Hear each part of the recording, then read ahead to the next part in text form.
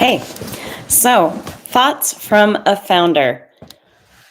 This little, I don't know, series is going to just be me sharing where in the world did I come from? Where did my passion for leadership come from? Why did I decide to embark on a crazy adventure of becoming a founder of a business and try to make an impact in people's lives? Really focused on people that often have the least influence in a workplace organization. Um, and the short answer is, well, it's because those are my people. Like that's who I grew up with. And that is the socioeconomic background that I come out of. And learning a little bit more about my story, there's a lot more to it than that. Will hopefully give some insight. And most importantly, I want people to know that they're seen. And I want other people in leadership to understand, look, I don't have it all together. I've got cardboard behind me. I just saw that.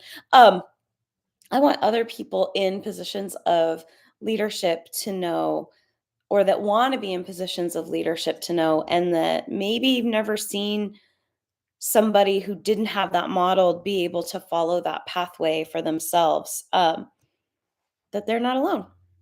And I'm willing to share a lot of the backstory of how I got here. So I am a child of the 90s and 80s and 90s, born in 79. I'll let you do the math.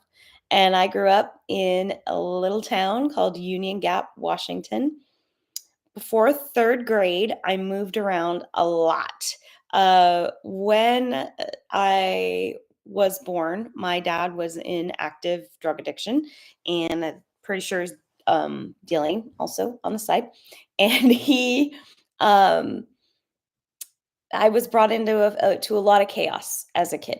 Parents that really loved me though, and it is possible to have parents that are making not great choices and love you so much at the same time. So I benefited from never questioning if I was loved, never questioning if I was if I was cared for. Um, have some dark memories and some tough times during that, but I had parents that paid attention to where I was and who I was with, and that is something that I don't take for granted. So, when I was really little, we moved a lot because dad hadn't gotten sober yet.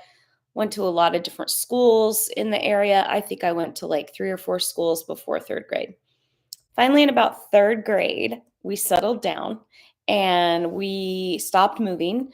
I didn't know it at the time, but grandma and grandpa, my mom's parents, had seen us kids being moved. I have siblings, 2 siblings. Um, actually 3 siblings. At that time, I had 2 siblings, but we had been were moved around a lot, and my grandparents were like, we don't want that for them anymore. What can we do to help? And they bought the very first trailer or the very first home that my parents were not going to get evicted from, and we moved into a trailer in a trailer court in Union Gap, and I stayed there from third grade all the way to when I left home and went to college when I was 18. So that's a little bit about my background, but there's so many stories and so many memories and so many formative years of growing up in that trailer court. It was honestly, I mean, it was chaos, it was glorious, it was freedom. Did a lot of running around in the neighborhood. It was rough. It was a neighborhood where you had to know that if you ran your mouth, you were gonna need to be able to back it up.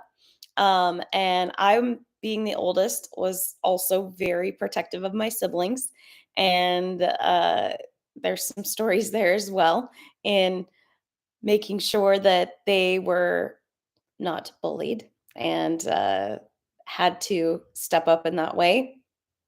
But I loved the area that my neighborhood that I grew up in. Is challenging as it was at the time, it was also like it was fun.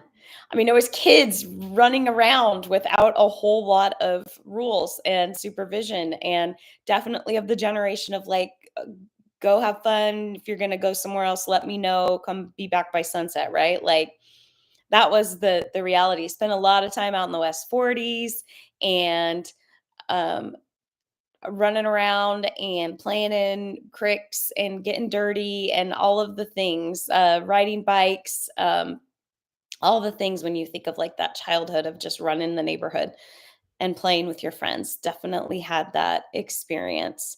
And I also had the privilege, it was really fun to be able to grow up in a really diverse neighborhood. So, where we grew up was just a snapshot of the working class in Union Gap and Yakima, Washington. So, um, grew up with a lot of neighbors where English was a second language, a lot of Spanish spoken all around me, a lot of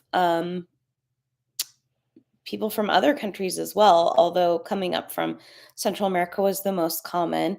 And it really was just a wonderful mishmash of humans and kids in a trailer park. But boy, did we get some great stories from that time. Grit, resilience, those were all things that were modeled for me. Just a snippet of what's to come in the story bank. I had a arrow from a bow and arrow shot through my window when I was a kid, my bedroom window. My neighbors, it was totally an accident.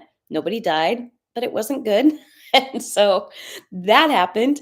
Definitely saw neighbors arrested. Definitely saw people splayed out on top of cop cars and getting searched. Definitely experienced unfortunately, domestic violence was visible in that neighborhood. Definitely experienced the realities of people living in that situation. And a lot of kids and parents that were working so much that we got good at taking care of each other. And trapped a muskrat, don't do that. That's not a good idea. But lots of my dad always said, don't touch the muskrats. They will kill you. This coming from a guy that picked up everything, right? So a lot of crazy stories, a lot of fun, and also a lot of uh, really stripped down realities of what the hardships can be. The realities of having to work multiple shifts and still not being able to provide for your family what you want to provide for them. The realities of people feeling unappreciated, underappreciated, like a cogs in a wheel at their job. The realities of drug addiction, alcohol addiction, just ravaging neighborhoods, um, and what that actually looks like on the ground. But I just, as I share my story, want to give a balanced view. Right? There's beautiful parts, there's messy parts, there's hard parts, there's sad parts, there's scary parts. And I used to be of the mindset where I needed to only put the best parts forward, and I was really reluctant to share the full messiness of where I came from and the fact that I did grow up in a trailer court and I did grow up on public benefits and I did grow up with a kid with an alcoholic parent, and um, I did grow up in a situation that a lot of people that would throw around terms not knowing where I came from, trailer trash or things like that. They It made it feel like I wasn't allowed to bring my full self because my full self wasn't going to be accepted. And so, really, in sharing this, I am hoping to give other people that permission earlier than I gave it to myself. So maybe you can give you permission, but I'd love to set the example going first and saying, hey, here's the vulnerability of my actual total story. Here's my whole person. All these facets are part of who I am and part of who made me who I am today. And I'm actually proud of every single one of them. And I am proud of the people that raised me, proud of the people that I grew up with in the neighborhood that I did grow up in, and proud that I am from that cloth, cut from that cloth. And so, in sharing this, I want all of us to know that there's so much power in fully embracing and sharing our whole story.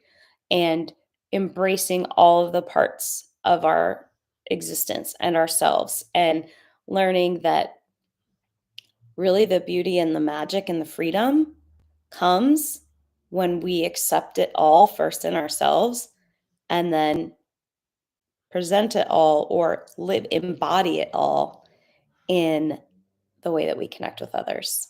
So, little taste. We'll see where this goes.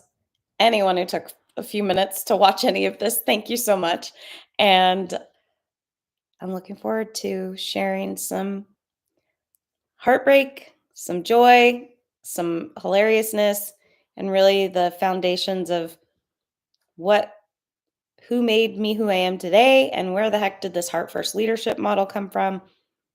You're going to get the down and dirty. So it's just starting. Thanks for being here.